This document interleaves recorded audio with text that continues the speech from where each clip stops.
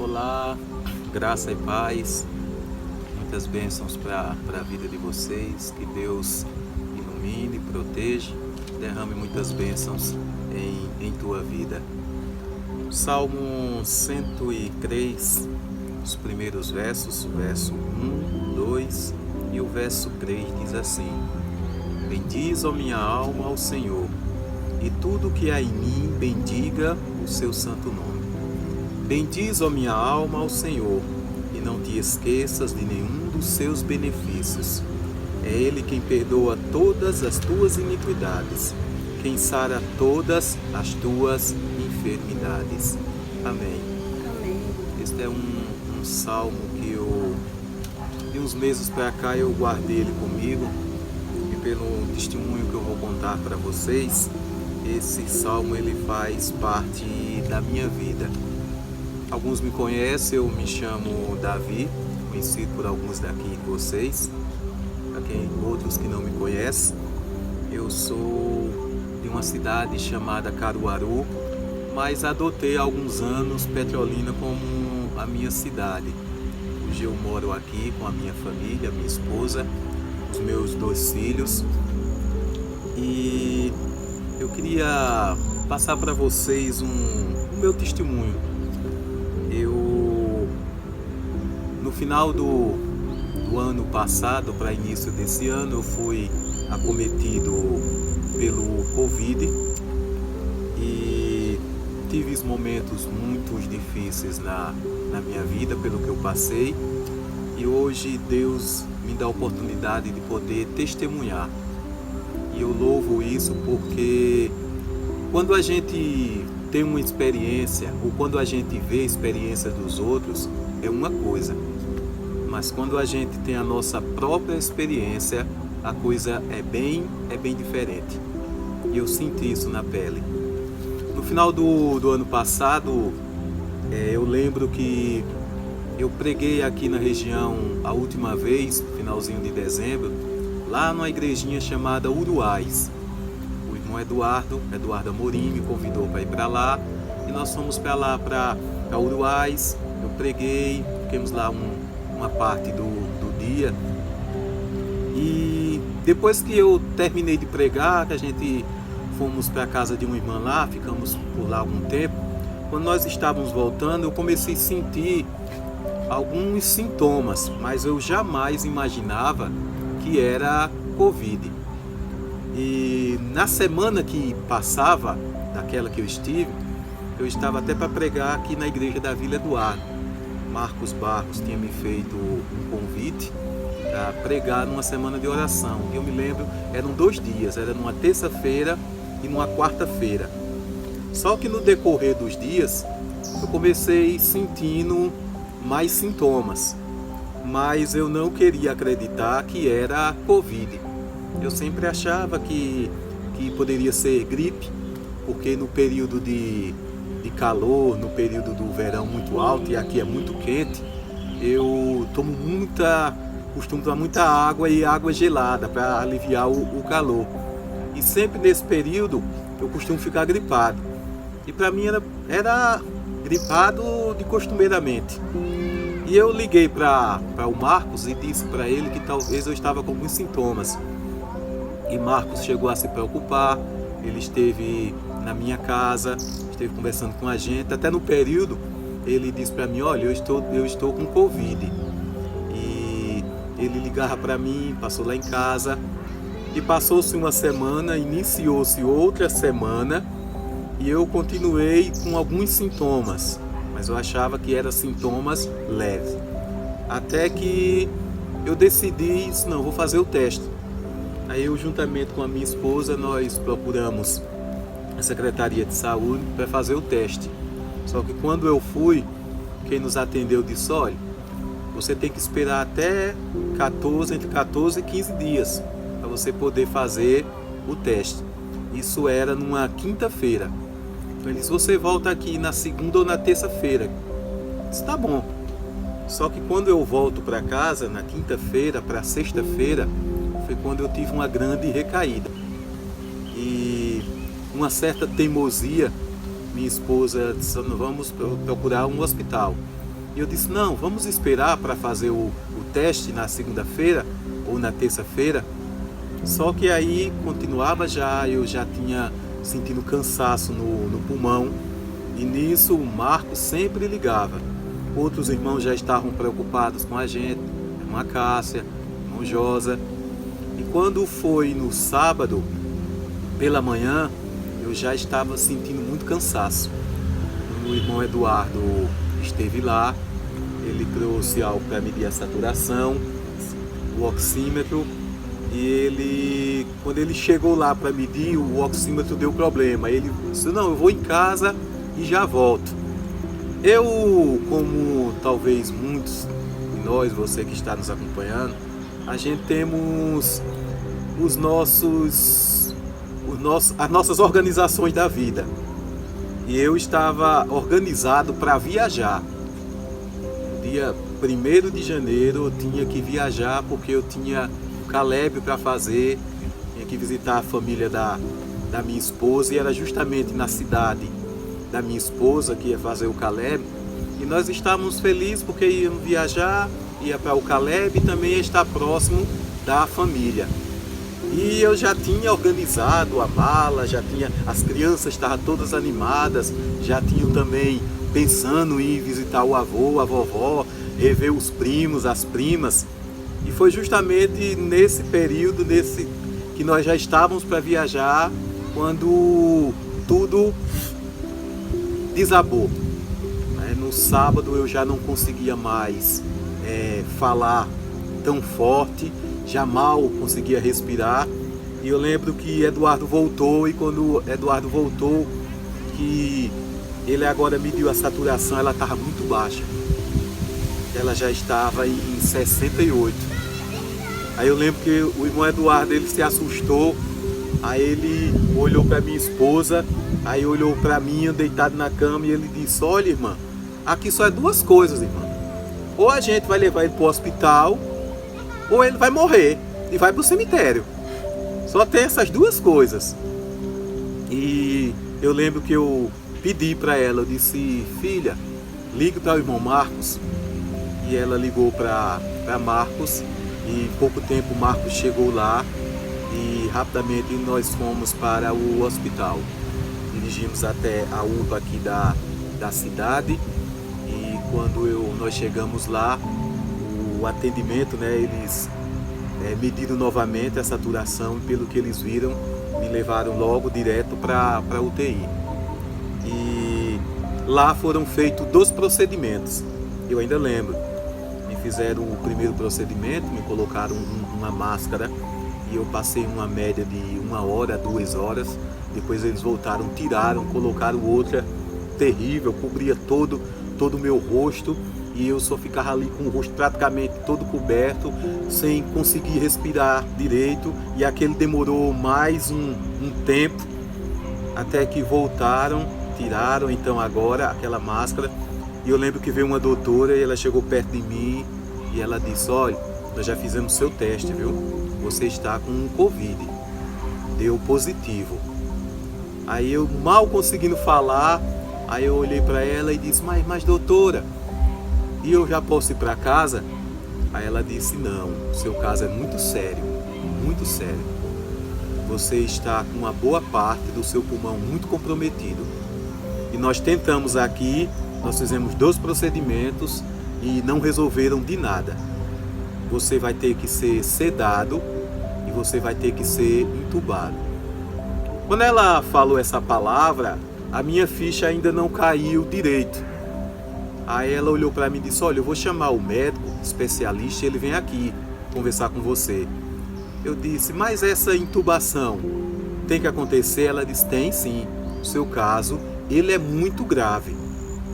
E deixa eu te dizer uma coisa, olha, hoje é sábado à noite.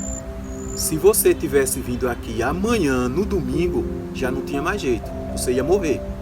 A gente não poderia fazer mais nada. Foi aí que a ficha agora caiu. Ela saiu da sala e eu fiquei ali conversando com Deus. e veio na minha mente o salmo que eu li, o Salmo 103. E eu vinha no meu coração: bendiz, ó minha alma, ao Senhor. É Ele que cura todas as nossas enfermidades.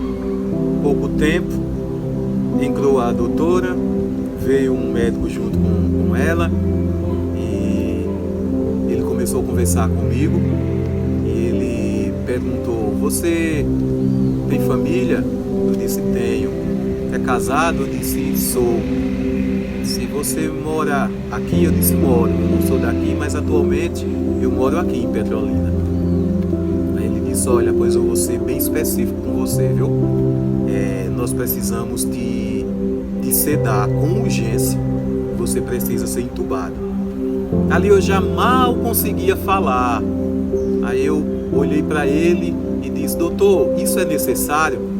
E eu lembro de uma palavra que ele disse, a frase que ele disse. Ele disse: necessário? Deixa eu te dizer, seu Davi, você vai ser sedado, você vai ser entubado e você não tem garantia de volta.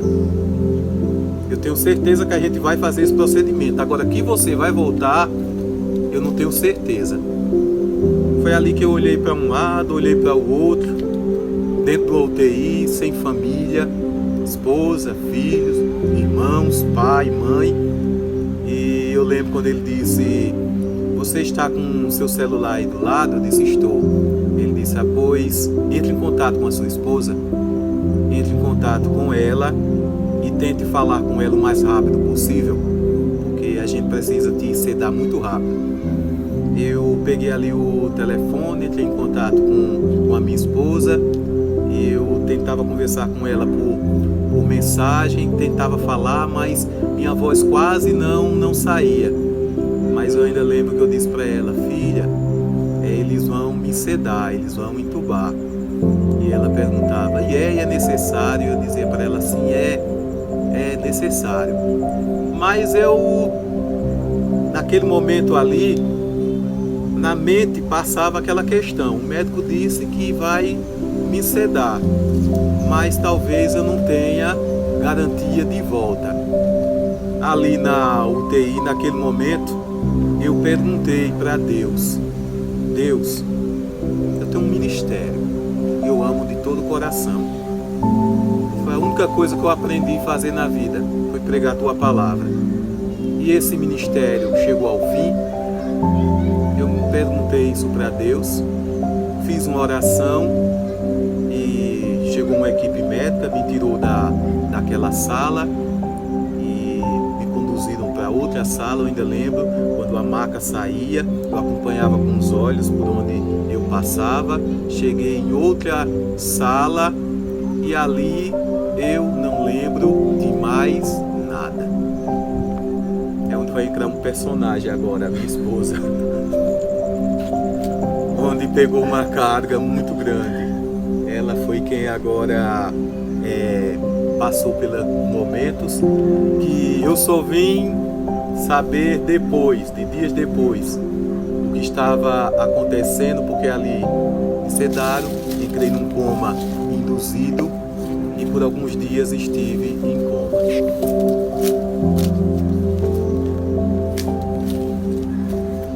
Boa tarde, queridos. Boa noite. Eu não sei o horário que você vai estar nos assistindo. Bom dia.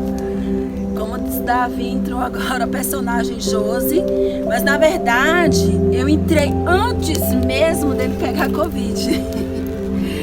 Quando ele foi diagnosticado lá no hospital, realmente que ele estava com Covid, eu fiquei muito triste, muito angustiada. Sabe por quê, igreja? Sabe por quê, queridos? Porque eu tinha certeza que ele tinha pegado de mim, que na verdade eu não sabia, né?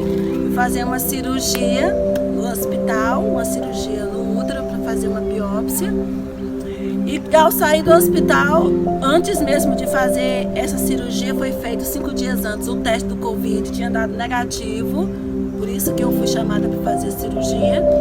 Quando voltei para casa, estava sentindo muita dor, muitas dores, aliás.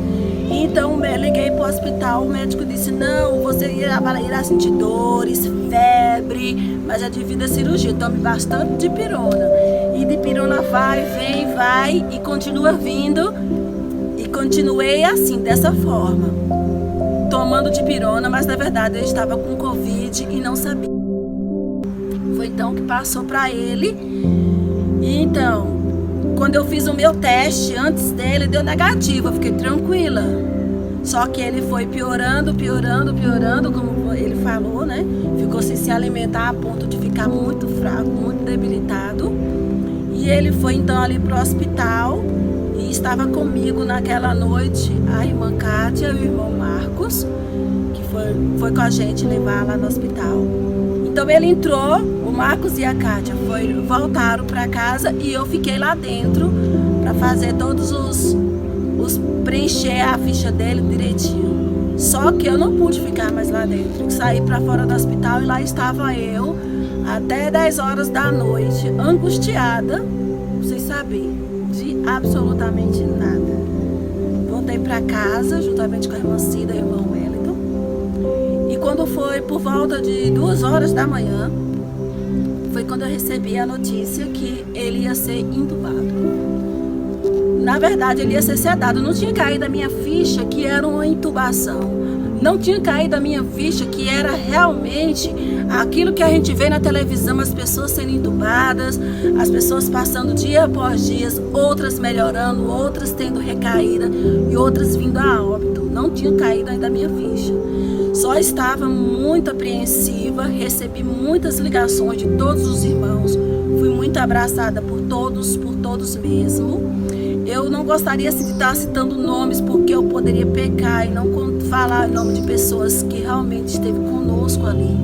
Mas você sabe, quando Jesus te perguntar, te disser, filhinho, quando eu estive doente, quando eu estive necessitado, nu, você foi me visitar, você foi me alimentar, você me cobriu.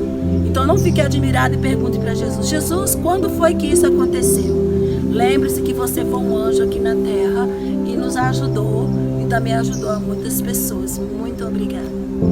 E lá estava eu 2 horas da manhã, contando para a família dele, para a minha família, o estado do Davi.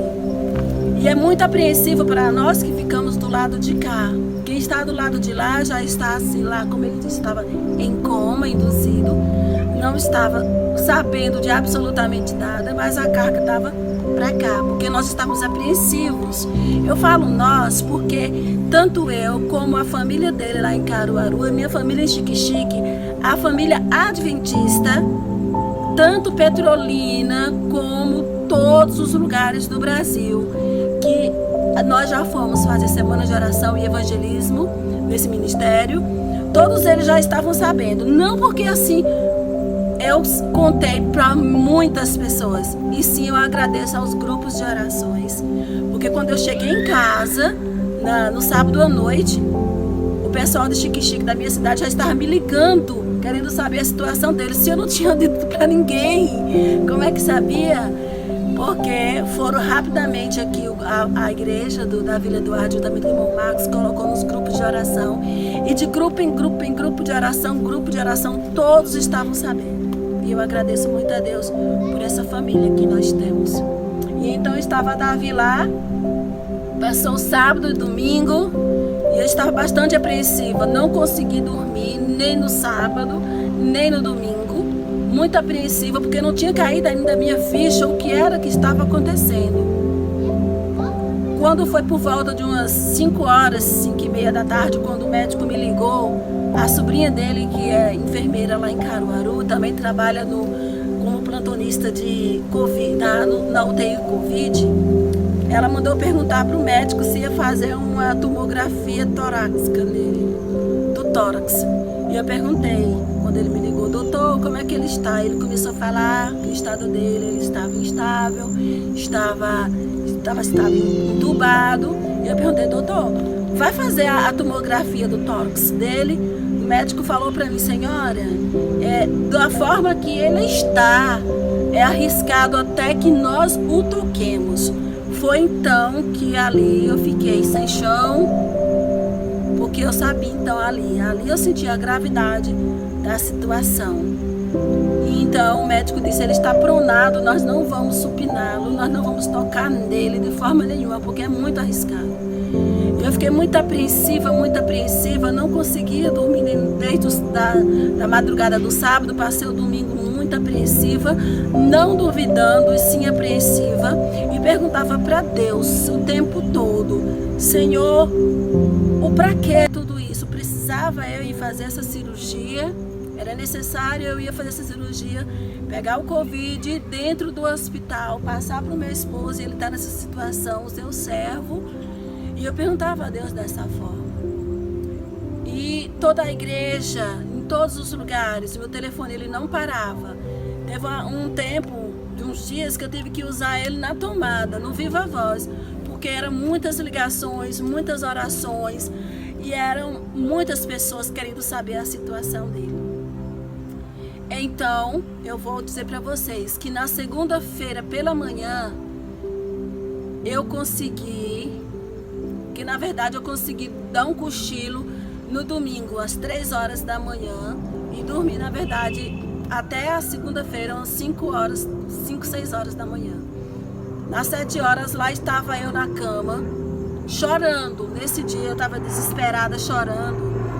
E eu lembro-me que eu estava com a Bíblia na mão, e eu lia em voz audível, muito alto, o Salmo 42. E eu lia ele bem alto. E eu dizia, por que tu estás abatida, minha alma? Espera em Deus. Espera em Deus. Por que tu te perturbas dentro de mim? Espera em Deus. Pois eu ainda o louvarei a Ele, meu auxílio e Deus meu. E aí naquele exato momento eu perguntei para Deus. Porque quando às vezes nós queremos saber de uma resposta de um pai, a gente vai assim com o coração apreensivo, com medo do não dele. Mas nesse dia eu estava disposta a tudo, a aceitar o sim e o não de Deus. E eu disse assim, Senhor, olhei para o céu, pela janela do quarto, aquele céu azul, aquele silêncio, 7 horas da manhã, e disse, Senhor, o ministério dele acabou. Eu perguntei para ele, eu chamei Deus assim em particular e disse, se o ministério dele acabou, então aquieta o meu coração que está angustiado, e aquieta o coração dessa irmandade que tanto o ama e que tanto está apreensiva também. E comecei a chorar de cabeça baixa, eu levantei novamente os olhos e disse, mas se o ministério dele ainda não acabou, Senhor, traga ele de volta. E naquele exato momento eu senti uma paz que eu nunca tinha sentido no meu coração. E eu ouvi a voz do Senhor falando através de uma canção, que eu acho que todos vocês, alguns conhecem, onde diz assim, quando você sente medo, ao teu lado eu estou. E Deus, ele falava no meu coração, fique tranquila porque eu estou cuidando de ti. E eu ouvia nitidamente a voz de Deus dizendo assim, eu cuido de ti, eu cuido de ti, descansa em mim, comece a sorrir. E então naquele exato momento eu estava ouvindo a voz de Deus e a resposta, e eu sabia que ele ia voltar, porque o Deus disse que não tinha terminado o ministério dele. E eu falo isso porque quando isso foi 7 da manhã, quando foi 9 horas, eu recebi uma mensagem offline. Não contem pra ninguém. Que os médicos ligam uma vez por dia para a família dos pacientes. Mas eu recebi mensagens offline, em segredinho, de como ele estava lá dentro. Porque Deus colocou anjos trabalhando lá dentro, que conhecia um irmão, que conhecia outro irmão, que conhecia outro irmão, que me conhecia, olha a distância, mas a mensagem chegava para mim. E obrigada, viu, cada um de vocês. E a mensagem que eu recebi às 9 horas da manhã, na segunda-feira, foi que o médico disse que ele reagiu bem à supinação. Quando supinaram ele começou a puxar, o pulmão dele começou a puxar o oxigênio. Então eu sabia que Deus tinha dado a resposta. Mas na segunda-feira à tarde, no mesmo dia, ele foi transferido para o memorial, o Hospital Memorial. Deus preparou um leito para ele naquele hospital ali, de referência particular, onde nós não pagamos nenhum centavo, porque foi tudo pago pelo município, pelo SUS.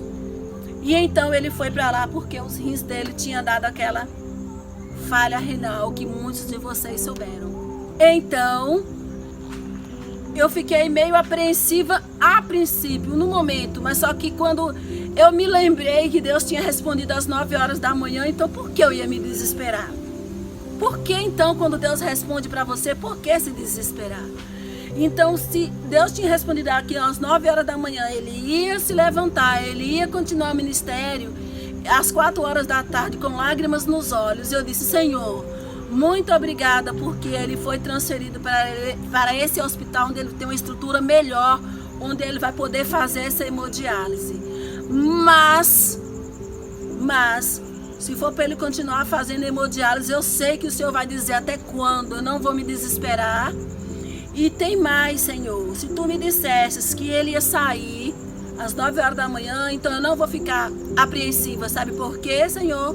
Porque ele vai vir de lá, ele pode vir quebrado, desmantelado, mas eu tinha certeza que ele ia voltar. E passaram esse decorrer de 8 dias que ele estava ali entubado, né? E eu recebia sempre as mensagens de alguns irmãos offline, recebia também a mensagem, o parecer médico, onde eu passava para todos os irmãos o boletim médico diário. E os irmãos acompanharam a minha aflição, a minha alegria, cada progresso que ele tinha, graças a Deus, ele não teve regresso, e sim, ele só progredia dia após dia, a tal ponto de, com 8 dias, ele ser extubado. E então o médico mandou uma mensagem para um irmão conhecido meu, da igreja, e ele mandou para mim essa mensagem. O médico que extubou ele, o médico disse que nunca tinha visto um caso desse de Covid. Ele, particularmente, nunca tinha visto um caso de uma intubação e uma extubação tão rápida e um progresso tão rápido de um paciente, porque ele viu, esse próprio médico, ele viu como ele chegou no hospital. Então, o nosso Deus, ele é um Deus tremendo, e ele precisou ainda ficar mais 10 dias no hospital. Só que agora eu não vou contar mais, sabe por quê? Porque ele já acordou, não foi? Com 8 dias ele acordou. E esses 10 dias agora é ele que vai continuar, porque ele que está lá dentro do hospital, ele que passou por esse outro processo, onde ele tinha que passar pelas sessões de hemodiálise.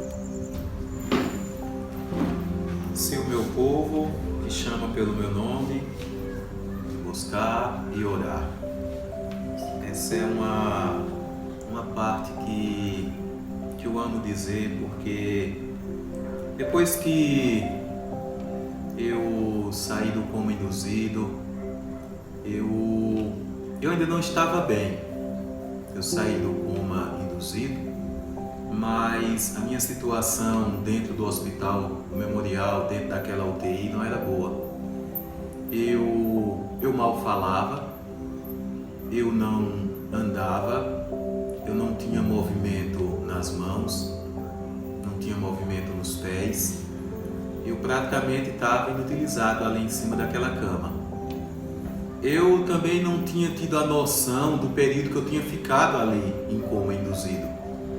Foram dias ali, mas na minha mente, o que passava na minha mente é que eu pensava comigo, eu fui entubado no sábado, então eu acordei agora e já é domingo, só que não era. Já tinham se passado quase 9 dias. E depois foi que o médico chegou para mim e ele começou a falar como estava o meu estado. Ele primeiro chegou, conversou comigo e disse, olha, o fato de você já estar acordado já é uma grande vitória, viu? Só que você tem muitas sequelas. E ele começou a falar um monte de coisas que tinha surgido, e uma delas era um problema que eu estava nos rins. Essa era a grande preocupação. Eu já estava fazendo sessões de hemodiálise, mesmo entubado, já estava fazendo as sessões, e não tinha previsão de quando essas sessões iriam parar. Elas iriam continuar, pelo que ele tinha me falado, e ele disse: olha, a gente está tentando te transferir para um hospital onde possa te dar uma assistência melhor com relação a esse seu problema dos rins. E eu perguntei para ele: mas doutor, isso foi devido ao Covid? Ele disse: o Covid afetou muito os seus rins. E essas sessões, elas eram terríveis. Elas aconteciam, ficava ali horas e horas naquela sessão, fazendo aquelas sessões de hemodiálise. E eu novamente perguntei para Deus: Deus, o meu ministério acabou? Porque se eu ficar dependente aqui de hemodiálise para o resto da vida, praticamente meu ministério acabou. Tu sabes que eu vivo de um lugar para o outro, viajando, e dependendo dessa hemodiálise, praticamente o ministério vai morrer. Coisas que você vai saber depois. O período que eu estive no hospital, estive entubado, é justamente onde eu agradeço a Deus, porque Deus me dá essa condição de contar com orações. As orações, elas têm resultado, elas têm efeito. Talvez eu esteja falando com alguém aqui que você esteja passando por algo.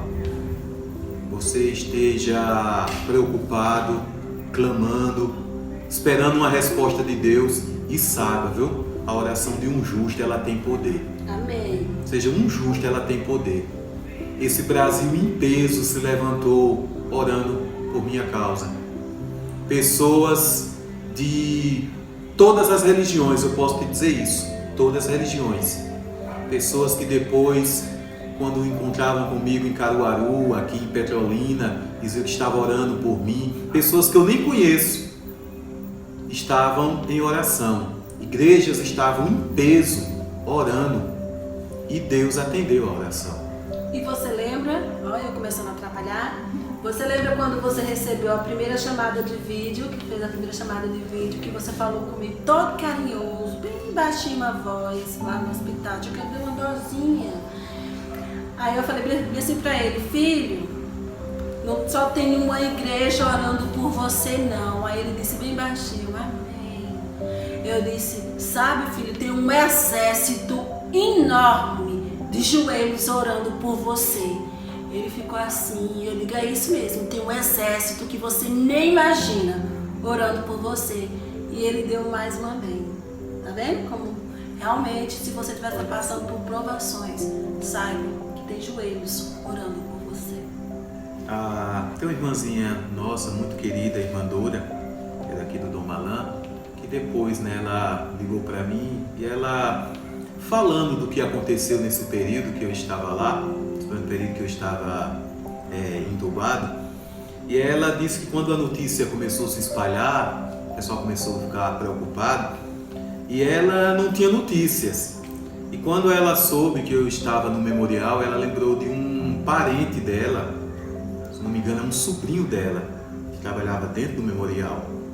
E ela ligou para ele e querendo saber notícias. E ele disse para ela, disse: tia, olha, eu não é minha área, ele está na UTI, mas eu vou procurar saber notícias. Eu vou procurar e te falo. E pouco tempo depois ele ligou para ela e disse: olha, eu consegui notícias dele. E ele perguntou para ela, disse: ele é da mesma religião de vocês? Ela disse: é sim, é irmão da igreja. E ele disse: tia, pois eu vou te dizer, vocês têm que ter fé, porque o caso dele é muito grave. Dificilmente ele vai sair daqui com vida, viu?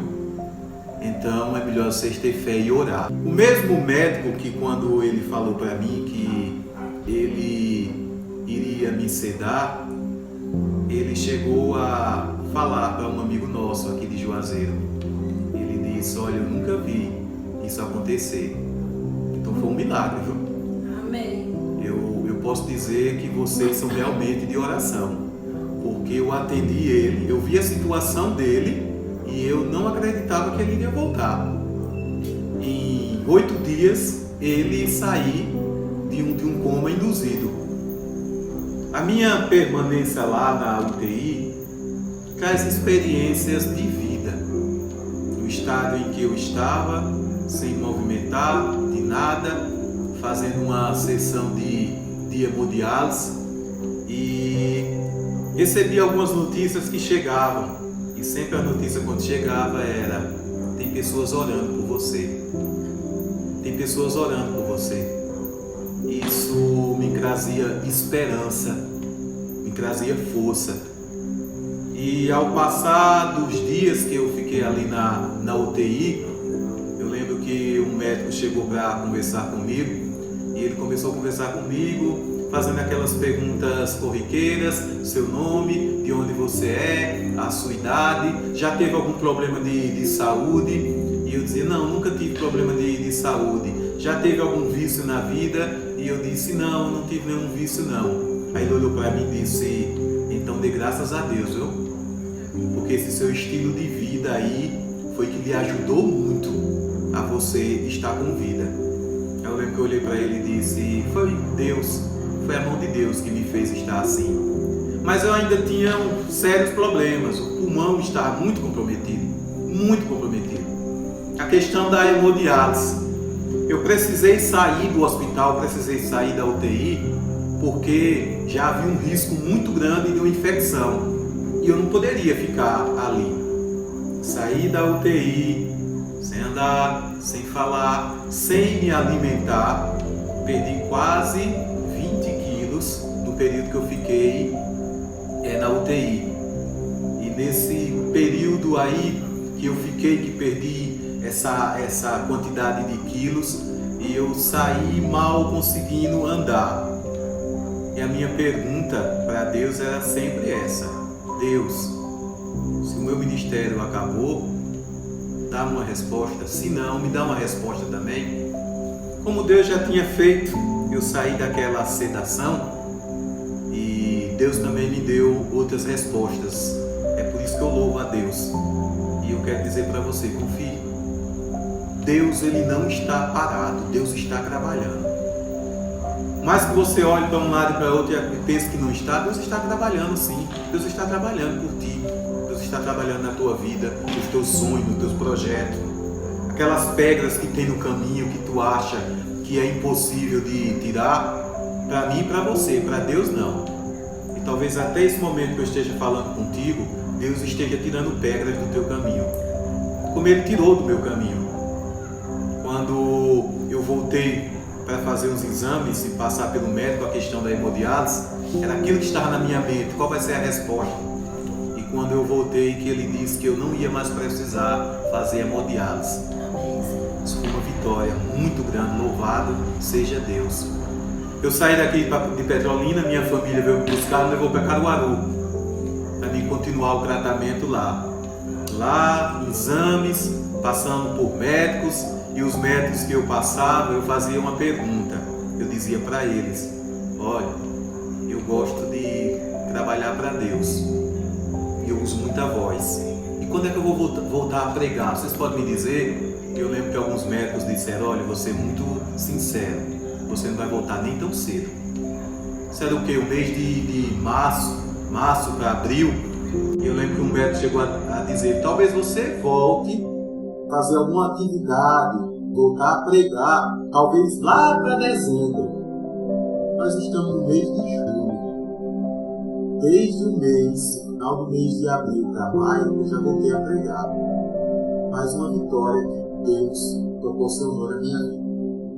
As orações, e quando as pessoas dizem: irmão, eu estive orando por você, nós clamamos por você, e Deus ouviu a oração. Hoje eu estou aqui testemunhando, falando do que Deus realizou na minha vida. Eu posso te dizer que eu, com toda certeza, o meu ministério não acabou. Nem o meu, nem da minha esposa. Eu tenho até momentos engraçados que eu queria compartilhar com vocês. Que uma doutora lá em Caruaru, doutora Ilma, ela perguntou para mim que durante o período que eu passei perturbado, ali em coma induzido, se eu vi alguma coisa. Eu disse, doutora, eu não vi nada. Ela disse, não, porque tem pessoas, eu acho que vê alguma coisa. Você não viu nenhum anjo, não? Eu disse, vi não, doutora, eu não vi. Aí ela disse, mas você, né, porque o médico chegou a falar que você não voltava mais. Eu disse, doutora, quando eu acordei, que eu estava abrindo o olho, eu comecei a olhar onde eu estava e tudo que eu vi foi uma enfermeira que estava do meu lado, uma senhora fortona assim, gordona, e ela olhando para mim. Quando eu abri o olho, eu disse, meu Deus, os anjos são obesos assim no céu. Aí depois eu percebi que eu estava na UTI. Mas certas coisas que agora a gente ri, mas tudo isso Deus proporcionou e hoje eu posso dar risada em certas coisas, né? Deus, Ele é maravilhoso, poupou minha vida. Eu tenho certeza que foi Deus que poupou minha vida. Alguns médicos, né, quando eles viram os exames que foram feitos, quando eles olharam as sequelas que ficaram e em pouco tempo elas foram saindo, Deus foi me dando a cura, deixou muita gente surpreendida. Eu posso te dizer, eu fico maravilhado com o poder de Deus, com o que Deus Ele faz, com o que Deus também vai fazer na tua vida. Quando eu vejo minha esposa falando que ela sentiu o conforto de Deus dentro dela, né, quando ela falou e perguntou, e Deus deu aquela resposta, Ele diz, descansa, descansa em Deus, espera em Deus, você vai louvar e agradecer muito a Deus por milagres que Ele vai fazer na tua vida. De novo eu? E eu gostaria de dizer para você, meu amigo, meu querido que está conosco, assistindo a esse testemunho, deixe Deus ser soberano na tua vida. O que isso quer dizer?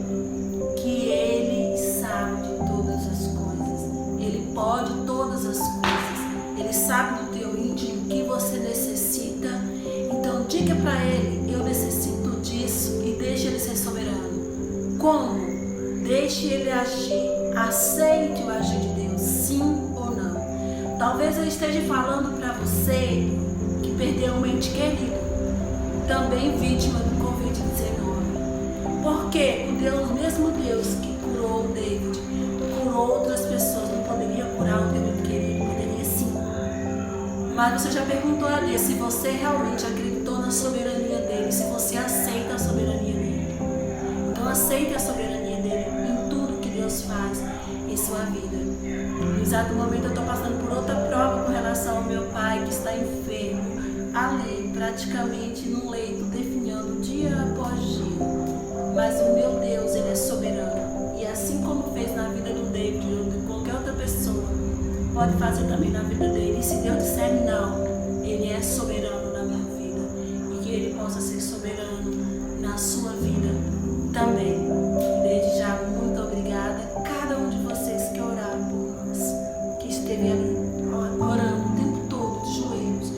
Teve irmãs que falou que mesmo na dor, que ela tinha perdido a mãe, realmente com o Covid-19 também, mas ela estava ali orando pelo Davi. Então, muito obrigada. Eu não vou citar nomes dos irmãos que nos ajudaram, tanto com a oração, com tudo que nós precisamos. A minha mãe, ela ficou preocupada, Davi. Tá vendo a sua sogra que você tanto ama? Ela ficou preocupada, porque ela disse, vocês não têm família aí em Petrolina. Meu pai começou a chorar. Aí eu acalmei o coração dela, disse, mãe, para aí, pare. Que ela não é adventista. A minha família está de joelho. A minha família não deixou a sua filha passar um dia de fome. A sua família nos alimentou, nos vestiu. A sua família nos ajudou, nos abraçou. A minha família, eu falei para ela, até comida pronta traz para aqui para casa, para sua filha, porque sua filha não tem condição de fazer. Aí ela disse, quem é minha filha que está levando essas coisas para você, que está ajudando a você? Eu disse, a minha família adventista do sétimo dia. E eu só posso dizer muito obrigada. Eu amo muito Tchau.